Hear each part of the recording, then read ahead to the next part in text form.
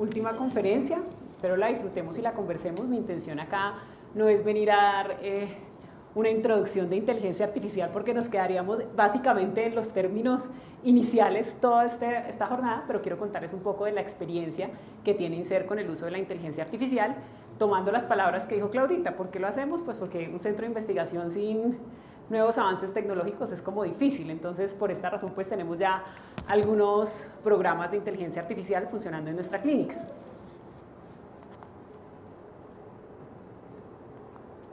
Y quiero comenzar esta charla con la analogía del fresco de la creación de Adán, un fresco renacentista que encontramos en la Capilla Sixtina, pintado por Miguel Ángel, donde básicamente podemos ver ese punto donde dos manos se unen como la creación divina de la vida del ser humano.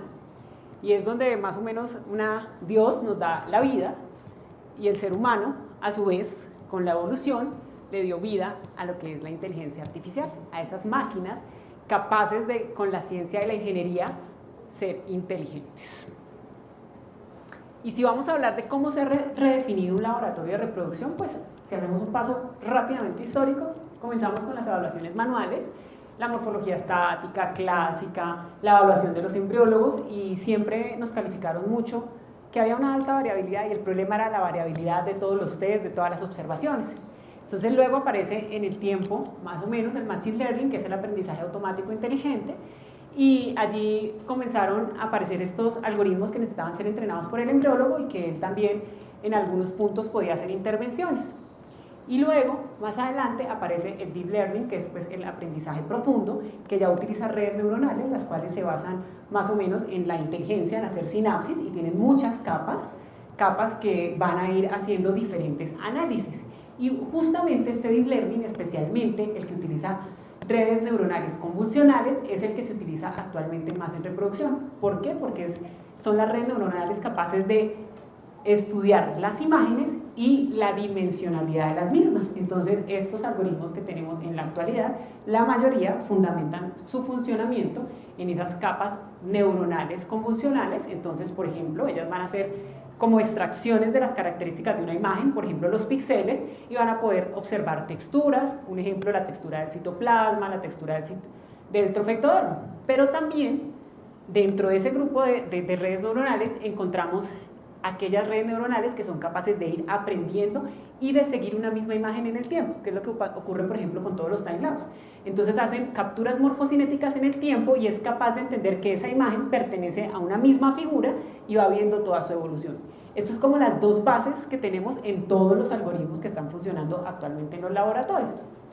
Pero estos algoritmos, como nos sucede a nosotros en nuestra práctica, también se ven sometidos a algo muy importante, que es el ruido clínico, y es el ruido clínico que es básicamente la variabilidad de nuestras pacientes, de las patologías, y pues el desafío de los algoritmos no solamente es predecir, sino hacerlo con la precisión en entornos altamente variables, y la fertilidad sí que es altamente variable.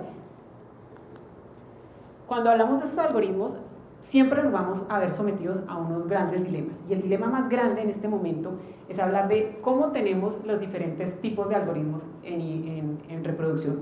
Unos, la mayoría, los más potentes, los más usuales, tienen el paradigma o la forma de la caja negra. ¿Por qué? Porque ellos utilizan redes convolucionales, redes muy profundas que van a tener una red de entrada, una red profunda que no conocemos cómo se analiza, y una red de salida. Entonces, para traducir lo que es, nosotros ponemos un dato, él hace sus análisis, sus redes profundas y nos da un índice. ¿Sabemos cómo ocurrió? ¿Sabemos cómo se calculó? No, no lo sabemos. Esta es la mayoría de los algoritmos en el momento que están a disposición, son los más potentes, pero también estamos a ciegas totalmente. Y luego vienen los algoritmos que están como la caja de cristal, que son las black box, en donde tenemos una transparencia total, y en el caso de nosotros los embriólogos podemos comprender el parámetro biológico que se está estudiando y por qué está saliendo este índice. Sin embargo, pues la pregunta para nosotros es, ¿realmente podemos confiar en aquellos algoritmos que no podemos explicar? Es una buena pregunta, y todavía en muchos artículos que ahora hablan de la ética en la inteligencia artificial lo vemos muy usualmente. Cuando también estamos viendo trabajos que hablen sobre inteligencia artificial, quise poner este tópico porque siempre vamos a ver las áreas bajo la curva y las curvas ROC, y es muy importante entender que en este momento no existe ningún algoritmo que tenga un rendimiento excepcional, por arriba del del 1 no hay ninguno, no hay ninguno. Todos normalmente están alrededor del 60, 70%, 80% el máximo. Es decir, tienen rendimientos, los que están alrededor del 60, 70, es un rendimiento moderado y eso es muy importante. Adicionalmente, algo que siempre la gente juzga mucho del algoritmo es que cuando se cambia de clínica o cuando se cambia de grupos médicos puede cambiar el área bajo la curva. Entonces eso es lo que pasa cuando grandes grupos hacen estudios y uno dice, perfecto, ellos están perfectamente calibrados, cambiamos de clínica y a uno no le funciona el algoritmo. Entonces es algo muy importante que evaluar cuando tenemos inteligencia artificial en nuestras clínicas. Si quisiéramos hacer rápidamente un mapa, y vamos a pasar por 3 diapositivas donde voy a hacer un estado del arte de inteligencia artificial actualmente disponible para el laboratorio. Puede ser que ahorita algunas, comencé por las más populares. ¿Qué tenemos en este momento? Nos están ofreciendo inteligencia artificial para gametos, para desarrollo embrionario y para la parte genética. En cuanto a la evaluación de ovocitos, el algoritmo más común, por lo menos en Latinoamérica el que más se está difundiendo es Violet, que está precisando imágenes en 2D para dar probabilidades de blastocisto, probabilidades de euploidía. También tenemos Magenta, que pertenece como al mismo grupo y es especialmente para ciclos que se van a hacer donde vamos a crear embriones, y también da predicciones de cantidad de blastocistos, euploidía. Y también tenemos el Otera-Test, que es una estimación predictiva de reserva ovárica y de rendimiento folicular. ¿Cuál es el concepto central de ellos? Pues optimización del origen biológico y poder dar antes de la fecundación una predicción. Respecto a la morfocinética de la selección embrionaria, nos encontramos con IDAScore, KidsCore y DevEmbryo. IDAScore es obviamente Machine Learning, pertenece pues a Vitrolife, y KidsCore también, pero KidsCore es Machine Learning y IDAScore es Deep Learning. Son 2 algoritmos que funcionan de la mano, sin embargo en la mayoría de las clínicas ahora se utiliza mucho el IDAScore, por lo que les dije, el Deep Learning suele ser mucho más potente y sus redes neuronales son más profundas. Básicamente, ¿qué quieren hacer? Pues ranking inteligentes de cortes completas de embriones para identificar el embrión con el mayor potencial de recién nacido, mayor potencial de implantación, básicamente poder predecir el resultado reproductivo. Y también tenemos aquellos que hablan de salud genética y ploidía. Entre esos encontramos a Erika, que hace una predicción de la ploidía estructural del embrión, Stork-A y Life Genetics, que básicamente van hacia un diagnóstico no invasivo. ¿Qué quieren hacer ellos? Pues básicamente gradualmente evitar las biopsias o por lo menos poder predecir. Es difícil y la mayoría dicen no va a ser posible que eliminemos las biopsias, pero se sigue buscando si a partir de imágenes o a partir de videos podríamos llegar a predecir la ploidía de un embrión. Entonces, ¿qué hay en el ecosistema de inteligencia artificial dentro del grupo INSER? Nosotros hemos adoptado inteligencia artificial para espermatozoides en el factor masculino, y aquí utilizamos el LensHub, que es un sistema automatizado para hacer espermograma. Para ovocitos utilizamos Violet y Magenta, y para el desarrollo embrionario tenemos KidsCore y IDAScore. Nosotros integramos la inteligencia artificial validada a nivel global, evaluando e implementando, y la evaluamos y la implementamos bajo un enfoque crítico y basado en la evidencia. Jamás pensamos reemplazar el juicio clínico, y eso es muy importante. Nosotros no pensamos que esto vino a reemplazarnos, pero sí vino a complementarnos. Entonces, pues el LensHub, esto es básicamente para que conozcan, de pronto sé que los embriólogos están bastante relacionados, pero como tenemos también muchos médicos, voy a hacer un paso muy rápido por todas las tecnologías que tenemos. LensHub, que nos permite, es un equipo que van a conocer ahorita en la clínica, muy pequeño, que nos permitió estandarizar el espermograma, que muchas veces logra ser bastante polémico. También nos permitió, y creo que para nosotros ha sido muy importante, ser un vínculo educativo para los pacientes, porque cuando teníamos que estar con pacientes que tenían factores masculinos severos, este tipo de inteligencia artificial nos da un video de la movilidad. Entonces, mostrarle al paciente que de pronto hay una astenospermia severa o que su muestra no era ideal, nos ayudó mucho con esto. Adicionalmente, logramos hacer reproducibles muchos de los resultados que teníamos entre nuestros andrólogos. Tenemos más de 15 andrólogos que hemos entrenado en el grupo INSER, entonces esto nos permitió también hacer una muy buena reproducibilidad, y es excelente para hacer docencia. Respecto a Violet, como les conté, Violet es una evaluación ovocitaria personalizada, utiliza imágenes en 2D, ¿Y qué hicimos? Básicamente, cuando las pacientes venían a hacer preservación de óvulos, quiero contarles, INSERT tiene una marca que se llama FemPower, que es un programa diseñado para mujeres que quieren preservar sus óvulos. Cuando las mujeres llegaban a preservar sus óvulos, pues nosotros en la rutina siempre le decíamos: esta es tu edad, este es el número de ovocitos y esta es la estadística poblacional que tú puedes tener respecto al futuro de estos óvulos. Con Violet, las pacientes nos iban pidiendo: bueno, yo puedo tener algo más, puedo tener una predicción personalizada, y llegó Violet. Violet es un sistema de inteligencia artificial muy fácil de implementar en los laboratorios. Lo único que necesita uno es una cámara y poder tener el contacto del software, y lo que hicimos básicamente es poder darle a los pacientes una herramienta que les va a dar su probabilidad de blastocisto, su probabilidad de nacido vivo. Tiene algo muy importante, y es la cero invasividad. No hay riesgo ni manipulación, son las mismas fotos que tomaríamos en caso tal de hacerle un informe a nuestra paciente. Y algo que hacemos muy importante es que somos muy transparentes con cómo es la curva de rendimiento de este algoritmo. Nosotros nunca les decimos a los pacientes que esta predicción llega a ser perfecta, sino les explicamos exactamente cómo se debe estudiar cada uno de estos informes. Y pues finalmente comenzamos a usarla porque, si bien quisiéramos mejores alternativas, pues se han estudiado con estos algoritmos más de 150.000 imágenes en 9 clínicas, en 9 países y 4 continentes, y esperamos que alguna de esas validaciones también ocurra en Latinoamérica, y ese es uno de nuestros objetivos también desde nuestro centro de investigación. Respecto a las matrices que utilizamos para estudios embrionarios, pues como les dije, utilizamos iDAScore y KidsScore. Muchas clínicas no utilizan KidsScore porque dicen: pero el KidsScore ya pasó de moda, ya esto es Machine Learning, ¿para qué lo utilizan? Teniendo iDAScore, que es Deep Learning. Pero nosotros lo utilizamos por diferentes razones. La más importante es que con KidsScore, como les dije, lo que es Machine Learning, utiliza cajas de cristal, podemos ver las diferentes variables, y con esto podemos hacer mejor nuestra investigación. Adicionalmente, también podemos hacer docencia un poco más fácil. ¿Qué nos pasó? Y esta es como una anécdota para contarles. Cuando uno utiliza el KidsScore, usted tiene que meter qué parámetros va a calificar, y siempre hay un embriólogo literalmente casi que entrenando. En el iDAScore, como les mencioné, pues entra un resultado, hay una red profunda, él procesa la información y nos da un ranking. Como nosotros entrenamos el KidsScore siempre y en todas las clínicas va a tener índices más bajos que el iDAScore. Es decir, que a veces la inteligencia artificial logra ser un poco más dadivosa que lo que seríamos los embriólogos. Es como algo para contarles, y realmente nos sirve muchísimo cuando tenemos, por ejemplo, embriones iguales, embriones de calidades morfológicas iguales, quizás que son euploides. Pues los rankings de la inteligencia artificial nos ayudan a hacer esos desempates de una manera bastante buena.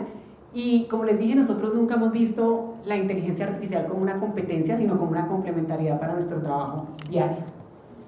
Adicionalmente, hay algo muy importante que dijo Diana: si reducimos mucho el tiempo de esa escritura de los dimorfismos. Uno antes escribía, aparecían los pronúcleos, no aparecían los pronúcleos. Cuando yo hacía embriología, hace muchos años, me tocaba contar el número de pronúcleos, la polaridad, si había justaposición del corpúsculo polar. Pues todo eso desapareció con la inteligencia artificial, magnífico. Y ahora incluso también podemos, si queremos hacer estudios retrospectivos, tenemos una data muy importante de nuestras pacientes. Estas son las curvas de rendimiento, y las pongo acá del sistema iDAScore en su versión 1 y 2, y lo pongo porque quiero demostrarles que no son algo maravilloso, no es un cambio que estemos con una curva por acá y que digamos: wow, la diferencia de utilizar esto es el que no lo tenga, mejor dicho, está fuera de la competencia. No, pero siempre que podemos ofrecer algo diferente a nuestras pacientes, pues también lo vamos a hacer. Nosotros realmente, TimeLapse que tenemos nos ha ayudado muchísimo en la parte de investigación, en la parte de docencia, y también nos está enseñando a movernos a un lugar de la embriología que quizás uno en Latinoamérica se demora un poco más en descubrir que en otros países. Pero como la intención aquí es traer datos que sean propios, quiero mostrarle cuál fue nuestra comparación del índice iDAScore versus la implantación en el grupo INSERT. Y es que cuando los mismos creadores de este algoritmo dicen que pues a mayor puntuación, mayor probabilidad de implantación. Esto obviamente se hace en single embryo transfer, y nosotros sí descubrimos que aquellas pacientes que tenían índices por debajo del 5.1 tenían menores tasas de implantación, 30.3, comparado con aquellas que tenían índices entre el 5.2 y 7.6, que tenían implantación del 46.7, y aquellas que tenían más de 7.6 lograban tasas de implantación bastante altas. ¿Esto qué nos lleva y qué nos demostró también cuando hacíamos el análisis de su grupo? Que las donantes siempre tenían muy buenos índices iDAScore, pero que nuestras pacientes mayores no tenían unos buenos índices. Pero les voy a decir algo en lo que también nos sirve mucho Timelapse, en poner esas pacientes que son difíciles. Porque cuando usted tiene que explicar por qué un embrión no llegó a blastocisto, o por qué no tenemos embriones para transferencia, hay veces un video. Si nosotros tenemos una comunicación muy visual y muchas de nuestras pacientes quieren comunicaciones visuales, pues van a decir, ok, ahora entiendo mejor y estás abriendo un poco las puertas de tu laboratorio. También, pues obviamente, como les dije, hay comparaciones de iDAScore versus la tasa de euploidía. Este es del grupo, este es de la doctora Bori, del IBI, y lo complementa también este estudio de la doctora Lucilla, de el IBI Italia. Ellos hablan de que el iDAScore también puede estar relacionado con las tasas de euploidía, y es nuestro siguiente proyecto en el grupo INSER. Como les contamos, nosotros hacemos un gran porcentaje de nuestros ciclos con diagnóstico genético preimplantario, y como estos también son cultivados en incubadoras Timelapse, pues también tenemos los índices del iDAScore. Entonces queremos comenzar a cruzar estas variables junto con nuestros desenlaces para saber si nuestros resultados de euploidía también coordinan con sus índices de iDAScore, como lo han hecho otras investigaciones. Entonces, ¿qué estamos haciendo? No estamos inventando nada, estas investigaciones ya se hicieron, pero queremos comprobar si lo mismo que está pasando en Europa nos va a pasar a nosotros aquí en Latinoamérica.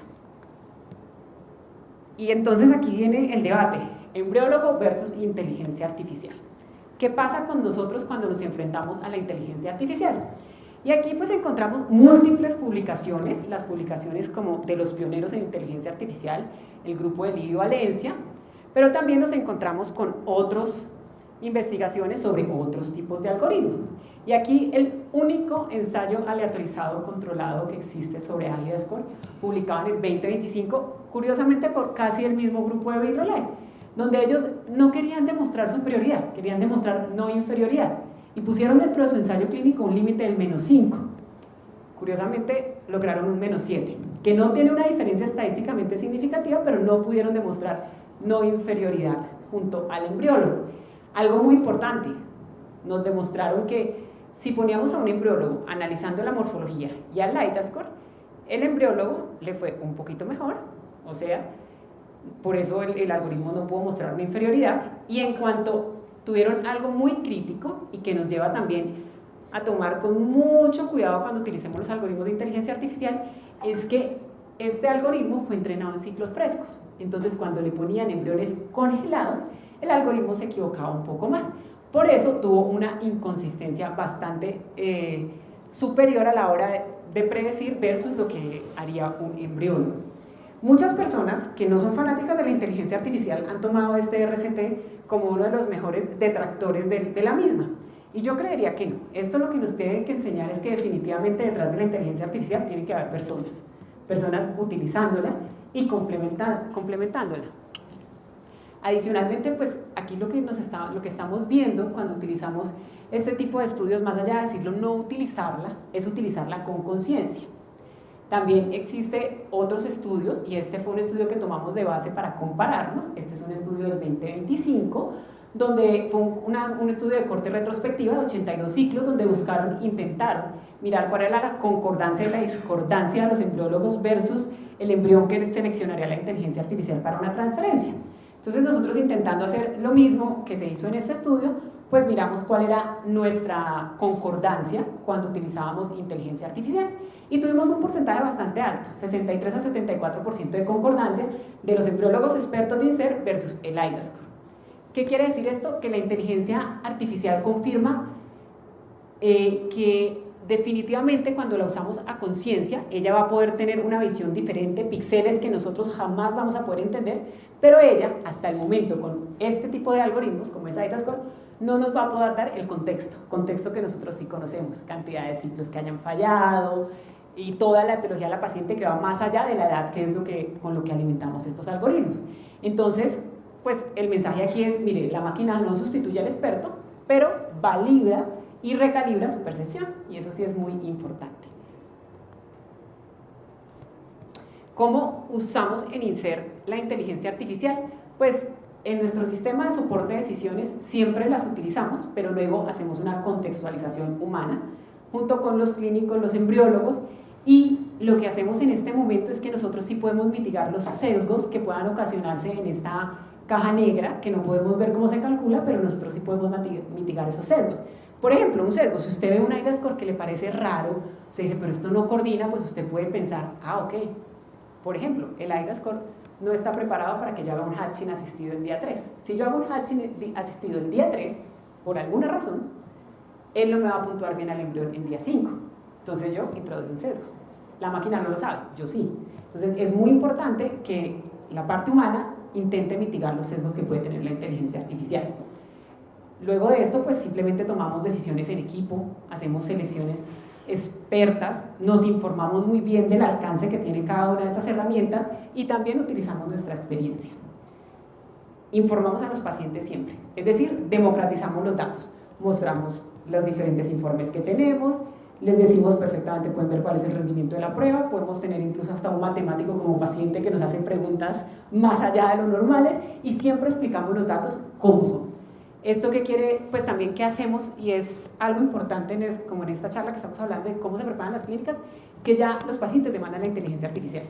Entonces ya hay veces no es como, ¿la quiero tener en la clínica o no la quiero tener? ¿No? Los pacientes hay veces dicen, mira, yo tengo este test, me gusta. Entonces también es un cumplimiento a esa demanda que están haciendo nuestros pacientes y pues también de alguna u otra manera les permitimos participar en el tratamiento. Forma de participar en el tratamiento es tener un espermograma con un video de mis espermatozoides. Forma de participar en el tratamiento es que si tú me vas a decir que no tengo embriones o que mi ciclo no va bien, pueda ver el video de los mismos. Yo siempre hablo que tener laboratorios un poco más abiertos es igual de confiable como cuando usted va a un restaurante donde ve la cocina. Eso es maravilloso, o sea, poder ver esto sin que sea un dogma, sin que sea algo oculto, creo que es un valor agregado a las clínicas de fertilidad. Como les dije, nosotros siempre sabemos que esto tiene unos alcances y unas limitaciones y somos transparentes con la información. Sabemos que estas son herramientas de soporte, pero que no son garantías, que dan probabilidades, pero no dan certezas, que son una complementariedad excelente para las clínicas de fertilidad y que están en una evolución continua. Quizás hoy yo les esté hablando de una versión de un algoritmo que digo la versión número 2 y nos va muy bien y después aparece la versión número 3 y dice la versión número 2 era lo peor que había y pues esta es la reproducción, todos hemos cambiado, como hablábamos hoy, antes se hacían ciclos de agonista, ahora se hacen ciclos de antagonista, antes utilizábamos FSH urinarias, ahora recombinantes, pues esta es la reproducción y también cambiarán los algoritmos y con el tiempo sabremos cuáles van a quedar y cuáles no. Y aquí viene pues esto que les digo, vamos a saber quiénes van a quedar y quiénes no, porque tenemos que separar el sueño de la realidad. Y es que es innegable que con toda esta llegada de tecnología nos vendieron el sueño de algoritmos mágicos, herramientas perfectas que nos van a dar por fin ese recién nacido, y esto no es verdad, no del todo.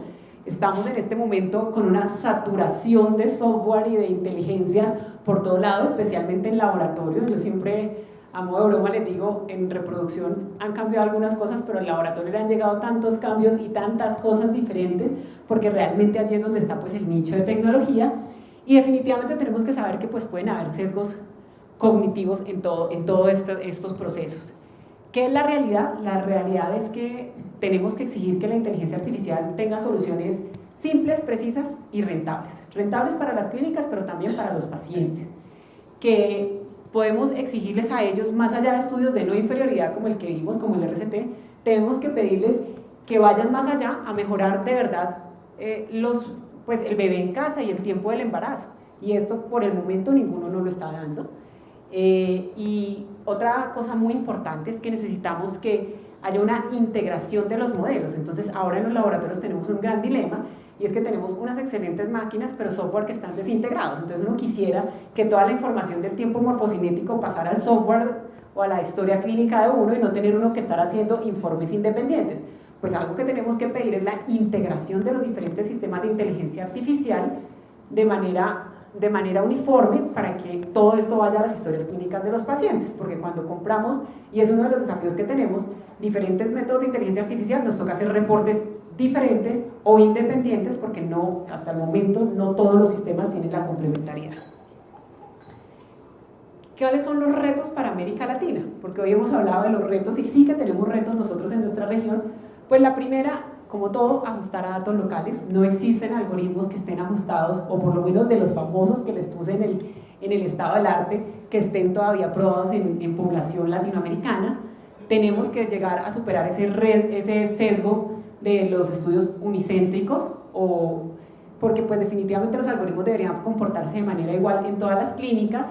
Debemos salir un poco de los ensayos retrospectivos, ir mucho más hacia los prospectivos, mejorar ese balance de clases, que es garantizar que todas las pacientes, o que la asignación de las pacientes que entren a estos estudios y a estos rankings sean de todos los tipos, de todos los subgrupos clínicos complejos que manejamos en fertilidad, y que mitiguemos un poco toda esa multimodalidad ética que hay, porque pues sabemos que el futuro es querer combinar las imágenes con las variables genómicas, con las variables clínicas, pero qué tanto de eso se puede hacer y qué tanto resulta siendo esa promesa o ese sueño con el que todos alguna vez queremos encontrarnos, pero llevamos años escuchándolo y aún no lo vemos. De verdad que es imperativo que se haga una validación externa cruzada continua de todos estos tipos de algoritmos de inteligencia artificial que nos ofrecen en los laboratorios, y muy importante también que a veces sean independientes. Finalmente quiero dejarles esta frase: la inteligencia artificial no reemplazará a los embriólogos, sin embargo los embriólogos potenciados por inteligencia artificial reemplazarán inminentemente a aquellos que dependan exclusivamente de la biología tradicional. Muchas gracias.